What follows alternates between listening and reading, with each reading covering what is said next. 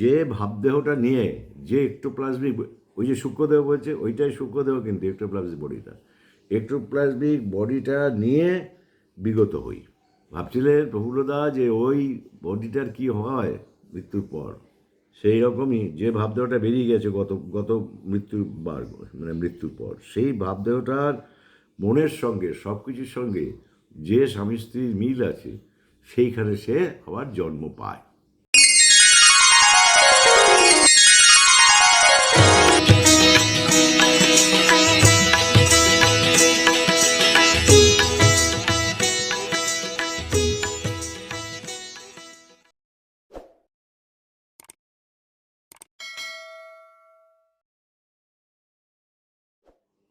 সর্বাগ্রে, অর্থাৎ এই আলোচনার সর্বাগ্রে আমি আমার প্রিয় পরম গুরুদেবের শ্রীচরণে আমার প্রণাম অঞ্জলি নিবেদন করি। আজকে আমি একটা নতুন ধরনের সাবজেক্ট নিয়ে কথা বলবো, আরেকটা, এটা ঠাকুরের ডাইরেক্ট কথা, সেটা নিয়ে আমি কথা বলছি। কি বলছেন তিনি, কি করছেন। 1941 সালের একটা বসন্ত, ঠাকুর বসে আছেন,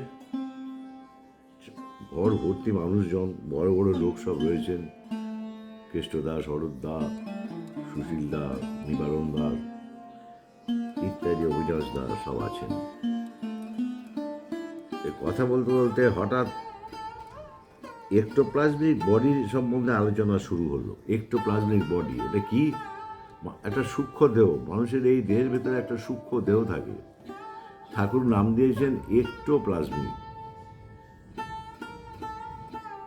এক্টোপ্লাজমিক, দ্য প্লাজমা, এটা একটা ভালো মানে আছে। ওই সূক্ষ্ম দেহটার ভেতর, ওই সূক্ষ্ম দেহটাকেই বলা হয় এক্টোপ্লাজমিক বডি, এক্টোপ্লাজমিক বডি এবং লিঙ্গ শরীর, মানে চিহ্ন শরীর, চিহ্ন শরীর থাকে, পুরুষ না নারী, সেই চিহ্ন শরীরটা থাকে। তো এই নিয়ে আলোচনা হতে হতে প্রফুল্লদা বললেন ঠাকুরকে, একটা মানুষের যখন জন্ম হয় তখন তার পূর্ব জন্মের এক্টোপ্লাজমিক বডিটার কি অবস্থা হয়। দারুণ কথা। পূর্বজন্মের যে সূক্ষ্ম দেহটা ছিল, এবার জন্ম যখন পেয়ে গেল, সেই লোকটা মৃত্যুর পর আবার জন্ম পেল, তো মৃত্যুর আগে তার শরীরে যে সূক্ষ্ম দেহটা ছিল, এক্টোপ্লাজমিক বডিটা, তার কি হলো তখন অবস্থা জানতে চাইছেন। গভীর প্রশ্ন। কিন্তু গত জন্মের মৃত্যুর সময় যে এক্টোপ্লাজমিক বডিটা বেরিয়ে এসেছিল আমার বডিটা থেকে, সেই এক্টোপ্লাজমিক বডিটার কি অবস্থা হলো যখন এবার সেই জন্ম পেল। ঠিক আছে, কারণ সেখানেও তো সূক্ষ্ম দেহ পেয়েছে, এবার জন্মের একটা, সেটা প্রশ্ন করছে যে সেটার কি হলো। তখন ঠাকুর বলছেন, আমরা যে ভাব বা ভাবদেহ নিয়ে ওটাই এক্টোপ্লাজমিক বডি। তিনি বলছেন মানুষের মধ্যে ভাব তো সৃষ্টি হয় প্রতি মুহূর্তে, হয় সারাদিন রাতে অসংখ্য ভাব সৃষ্টি হয়, বিভিন্ন ধরনের। রাগের ভাব হলো, কখনো কাউকে গালাগাল করার ভাব হলো, কখনো কাউকে পরে কারো নিন্দা করার ভাব হলো, এসব নানা রকম ভাব হলো, মারামারি করার ভাব হলো, এসব অনেক রকম ভাব হলো, এসব আসতে পারে। তা সেই যাই হোক, সে যে ভাবদেহটা নিয়ে যে এক্টোপ্লাজমিক, ওই যে সূক্ষ্মদেহ বলছে ওইটাই সূক্ষ্মদেহ, কিন্তু এক্টোপ্লাজমিক বডিটা, এক্টোপ্লাজমিক বডিটা নিয়ে বিগত হই। স্পষ্ট উত্তর দিয়ে বুঝিয়ে দিলেন।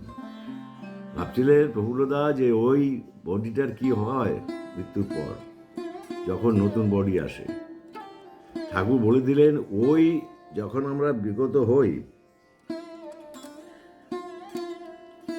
যে ভাবদেহ বা এক্টোপ্লাজমিক বডিটা নিয়ে বিগত হলাম, মারা গেলাম, তখন কি হয় সেটা ঠাকুর বলছেন।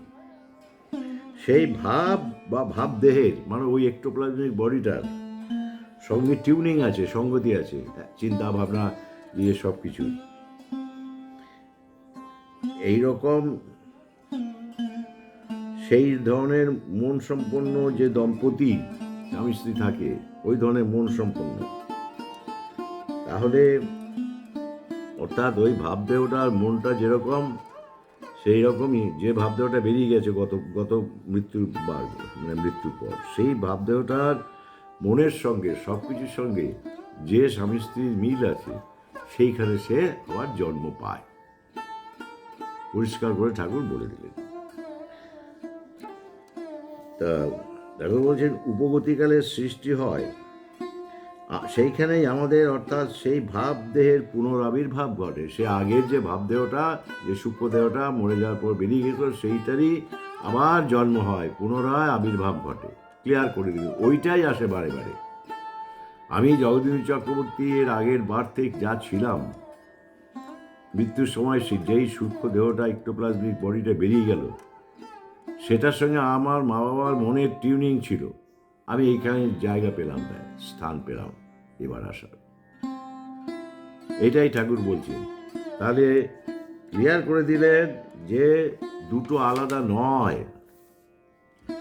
গতবারের যে ভাবদেহ, সেই ভাবদেহটাই এবার আবার জন্ম নিয়েছে, মানে সেই সূক্ষ্ম দেহটা বা এক্টোপ্লাজমিক বডিটা আবার জন্ম নিয়েছে, নতুন একটা আসেনি, নতুন একটা সূক্ষ্মদেহ আসেনি।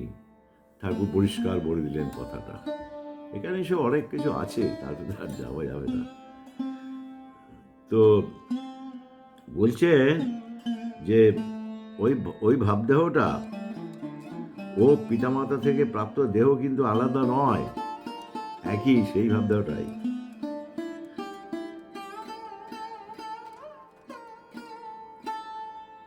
বলছেন ভাবদেহ তথা পিতামাতার জিনতে আমরা যেন বীজ আকারেই থাকি।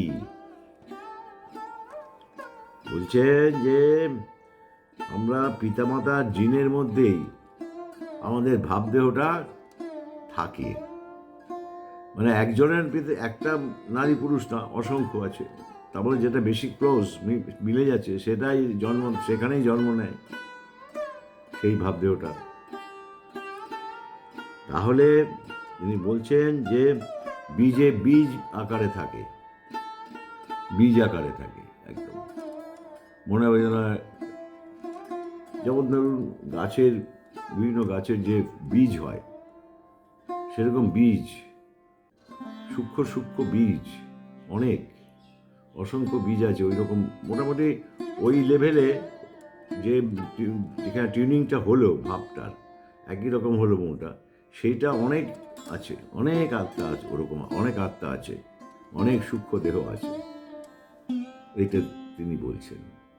তারপরে যেটার মিল হবে, সেই বীজটা কিন্তু কি হবে, জন্ম পাবে।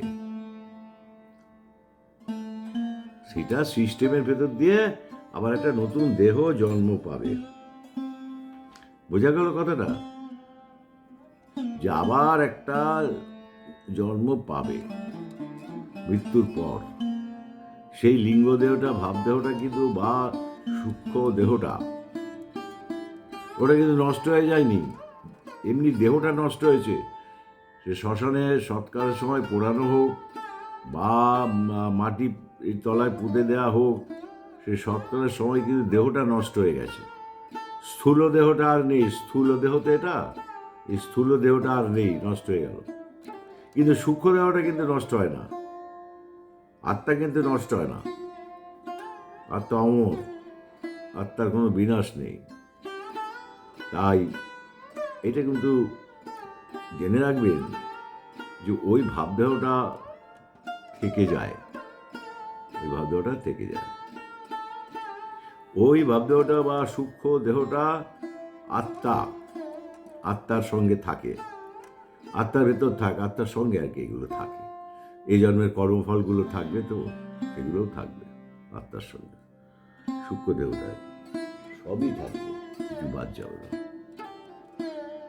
তা এই সূক্ষ্ম দেহটা দেখুন তো, আত্মা, অসংখ্য আত্মা তৈরি হয়ে যাচ্ছে নতুন নতুন, তা কিন্তু নয়। এরও আবার সাবটেল ডিভিশন আছে, সাবটেল ডিভিশন অনেক কিছু আছে, যা বলার। তো আজকে এইটা হলো যে মূল কথাটা হলো যে আমরা যে জন্মগ্রহণ করেছি, গত জন্মের সূক্ষ্ম দেহটা, ভাবদেহটা অর্থাৎ বা লিঙ্গ দেহটা, সেটাই কিন্তু এই জন্য আমার দেহের মধ্যে আছে, সেটা আমার দেহের মধ্যে সেটাই আছে।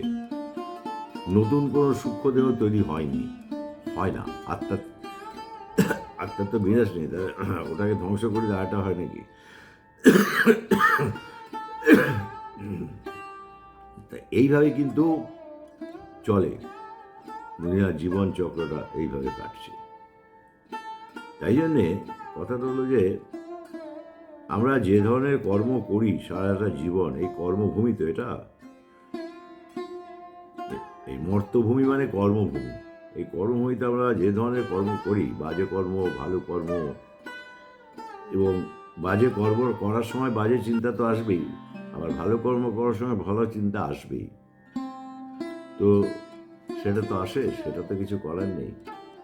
তো এই যে আমরা এইভাবে গঠিত হয়েছি, মানে আমার সূক্ষ্ম দেহটা, গত জন্মের সূক্ষ্ম দেহটা আবার এই জন্মে এই বডিতে স্থান পেয়েছে, ঢুকেছে। তা এইটা আবার চলে যাবে, আবার সূক্ষ্ম দেহ থাকবে। সূক্ষ্ম দেহের মধ্যে সব কর্মফলগুলো থাকে, আমি যা যা কাজ করছি তার যা ফল সব কিছু থাকে বীজাকারে। এই সূক্ষ্ম দেহটার মধ্যে থাকে, আত্মাটার সঙ্গে থাকে। তো এইভাবে আমাদের জন্ম এবং মৃত্যু হয়। জন্ম মৃত্যুর মূল যে চাবিকাঠিটা বা রহস্য, সেটা নিহিত আছে এখানে। শুধু একটা জিনিস, এই যে এনার্জিটা, এই যে ফোর্সটা, পজিটিভ ফোর্সটা বা নেগেটিভ ফোর্সটা, এটা কিভাবে সৃষ্টি হলো? আদি জায়গা, এই ফোর্সটা কিভাবে সৃষ্টি হলো? Positive force, negative force, energy কি করে এনার্জি তৈরি হলো? একটা এনার্জি থেকে এসেছে। এইটা একটা বড় প্রশ্ন আছে, যেটা এখনো সমাধান বিজ্ঞানীরা করতে পারেনি। আর ঠাকুরের পুঁথি পুস্তক তো অসংখ্য পড়েছি বা এখনো পড়ে যাচ্ছি, এখনো পর্যন্ত সেই রিপ্লাই পাইনি। সবাই ভালো থাকুন, সুস্থ থাকুন, শান্তিতে থাকুন, আনন্দে থাকুন।